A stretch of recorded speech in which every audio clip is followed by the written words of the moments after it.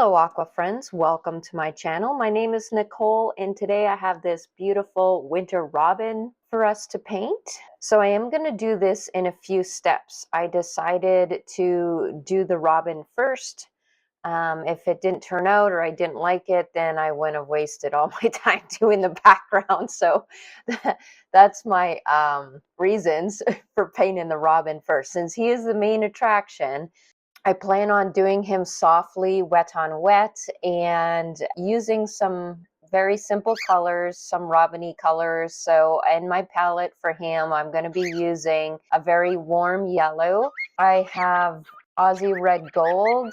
I also have transparent pyrrole orange. But I'm going to take my time and wet the bird really well. So when we're going to do this little guy wet on wet, he has to be very saturated in order for us to have enough time to get all the colors that we want to. So besides the oranges, I have cobalt blue that I'll be using mixed with the orange and some of the browns that I'm using to mix in with the blues to create some grays is going to be burnt sienna. For some darker browns, I have sepia in my palette as well as transparent brown oxide. So notice that my paper is actually starting to buckle because of the amount of water that I have put on the paper in order to get it really saturated. Starting off with your lightest colors, I did grab that nice warm yellow, and now I'm adding the orange.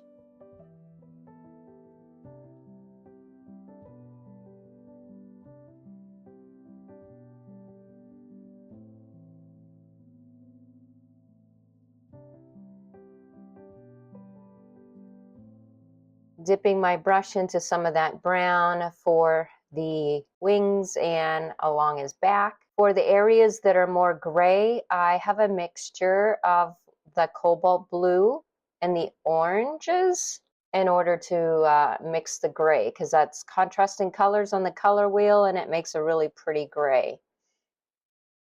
Adding some of those feathers to his belly area, and notice I am leaving some white spaces here as well.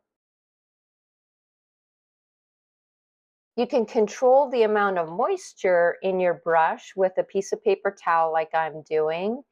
I do want some definition of brush strokes, and that's why I'm taking away some of that moisture. The underside of his wings are darker, so I'm going to be using my sepia for that. And then darker on the top of his cute little head.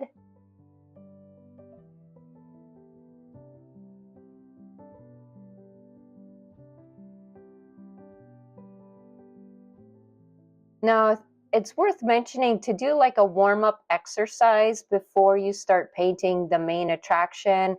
Like you could take this bird and like trace him out on a smaller piece of paper just to concentrate on practicing, the colors, your colors that you're going to use for the bird, practicing those wet on wet techniques. And the warm-up really makes a huge difference to be able to capture the flow of these really pretty brush strokes. So that warm-up exercise does help.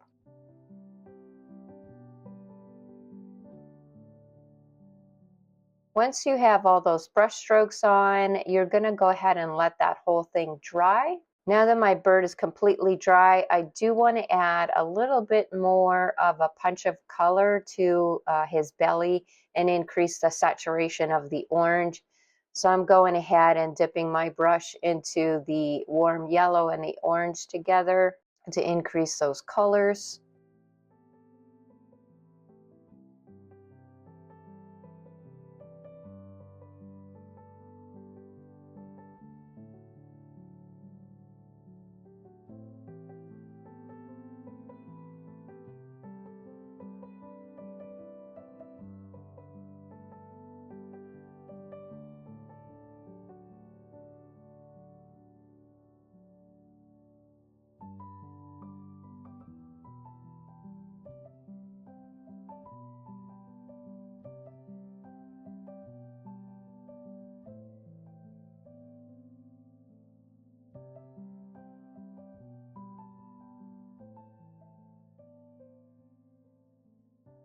All right, so notice that I am using my brush as a liner, just trying to get in a little bit of definition. Few strokes to suggest some feathers here. I'm using a script liner brush, wetting the belly to add a little bit more color here with some of these grays that I have. So kind of just defining your bird.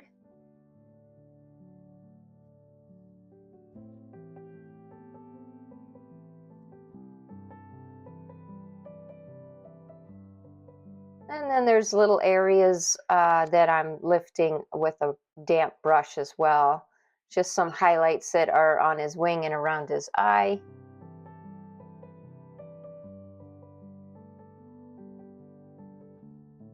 So besides doing his beak and his eye, he's pretty much done. Of course, his feet.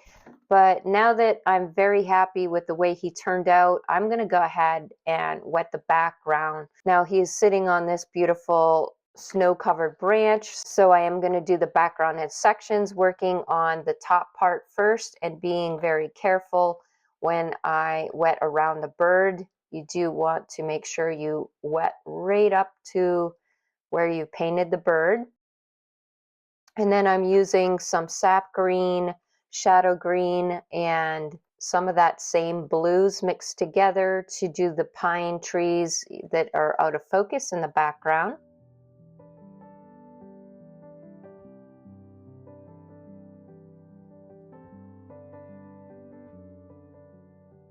Now I do love spraying my paint and rotating my palette in order for the colors to flow.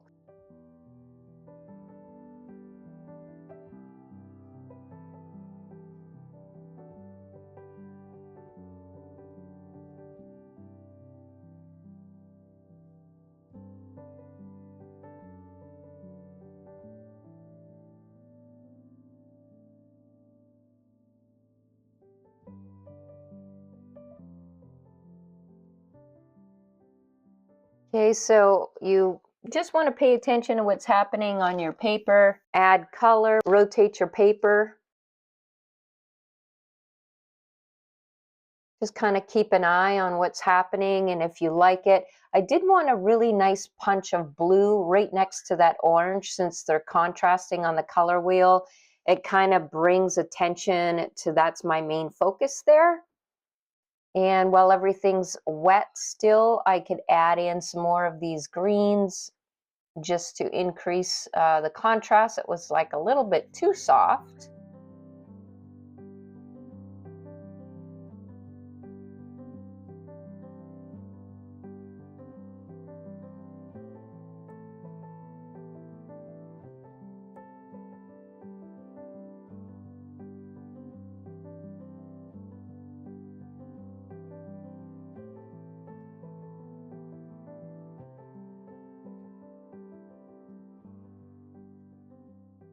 I am using a fine mist sprayer to move the paint a little bit. Now, since my paper is drying in that upper left-hand corner, I thought it would be kind of cool to take a script liner brush and carve out some branches so they kind of look like snow-covered branches, just very faintly. And this is optional. I just thought it would be a cool idea, so I went for it, and I really like how it came out. So the trick to painting with water while your paper's drying is to have a damp brush only. If your brush is too full of water, you will create like a big blob of water, which will just make a big spot. You won't get that same effect. So a little bit of practicing on a scrap piece of paper before you go ahead and try it out would be helpful. So now that the top part is done, I'm using those exact same colors to continue that background underneath the branch. Using the same greens, grays, and blues, that beautiful cobalt blue. Notice when you're mixing that up on the palette, creates beautiful grays, very nice desaturated colors. And then hitting it with a little bit more of the blue. I just love that. It's so pretty. You've probably heard my bird in the background. Whenever I start to chat with somebody on the phone or do these voiceovers, and he like has to start chirping. I don't know why.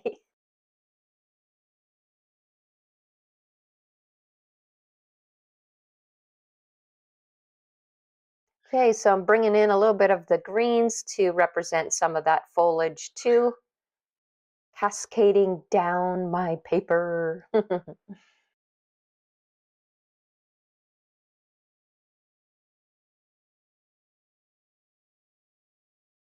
So hitting it with the little spots of increasing that blue.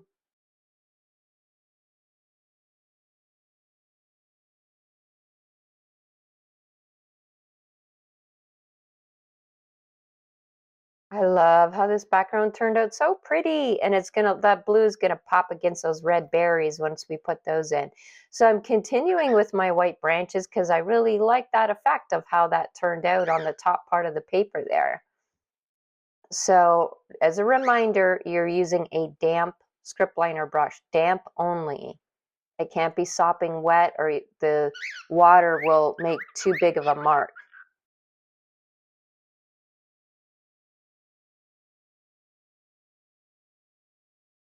Okay, notice it takes a while for that to appear.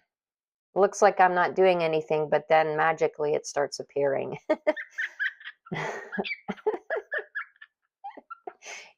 He mimics my laugh. He's so funny. So now we're going to let that whole thing dry, and then we're going to work on the branch. So it has to be done in steps. So I'm wetting the snowy areas, going to put a little bit of color on the snow. And then, of course, the underside of the snow where the branch is will go with some really dark colors.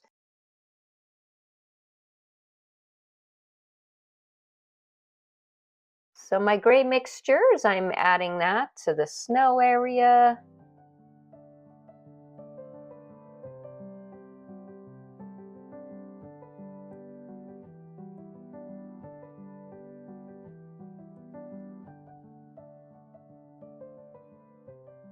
Okay, so now I'm going to get a good puddle of some darker colors. This is going to be for the underside of the branch, and bringing in some of those warmer browns. And then right on top of the brown, reddish brown colors, when I add the blue, notice it creates and kind of mixes on the paper too, a very, very dark grayish brown color.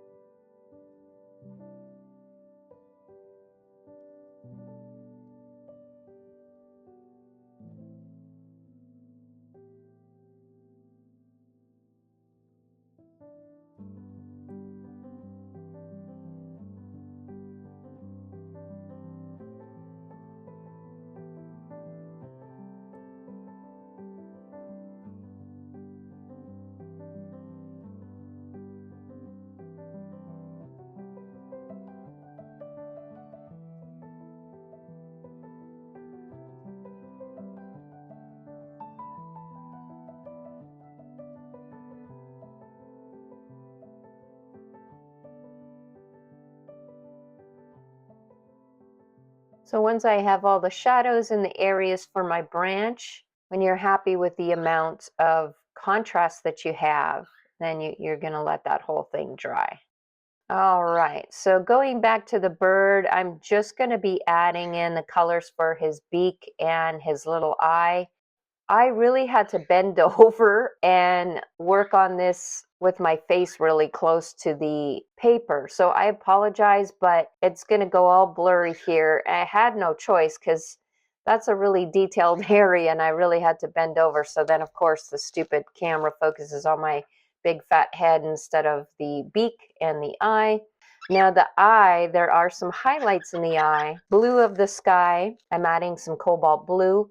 And while that's drying, I will go down and put his feet in. So fleshy feet here, using some of these grays that I have mixed with a little bit of my quinacridone red and browns, made a gorgeous fleshy color for his feet. So I'm just painting that in.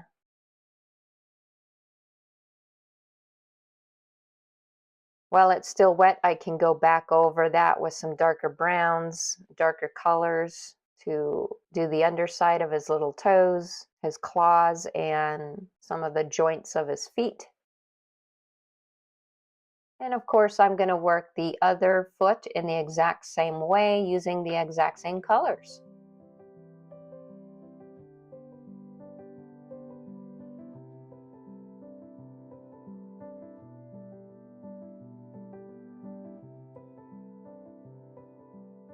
So once I'm done with his feet, that branch is pretty dry now. I'm going to go ahead and start adding the layers of colors that I need for these bright red berries. I'm starting off with quinacridone red.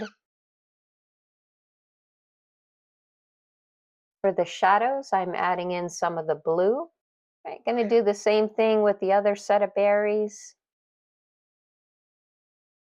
Dark grayish black around his eye to finish his eye, but all you guys could see is my big fat head. So I just saved you from that here, showing you the very end result here with my tiny size 2 round brush that I did the eye with. Okay, so for some final little touches, guys, you can use some opaque white, like Dr. Martin's pH white, to paint in some snowflakes, but I find these acrylic pens work quite well. It's just an acrylic pen, and I'm basically stippling and making cross hatch marks around these dark areas to represent some of the snowflakes, and I think that that worked out quite well.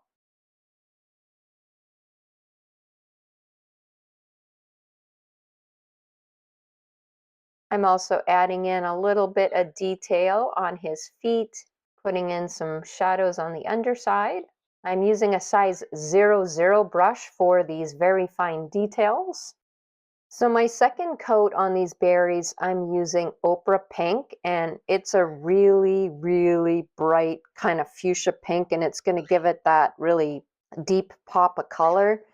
And then on top of that, I mix in a warm red. And I think I have Scarlet Lake in my palette,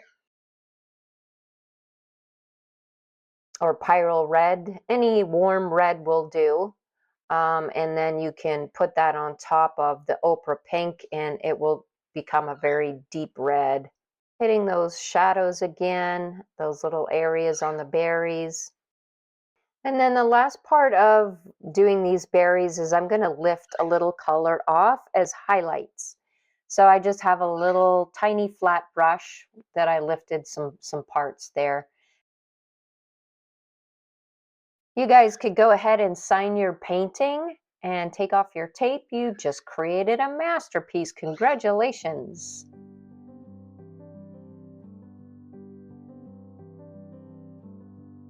So if you guys enjoyed this robin video, and check out my spring robin that I made. He is super cute, and I'll meet you there. Thanks for watching.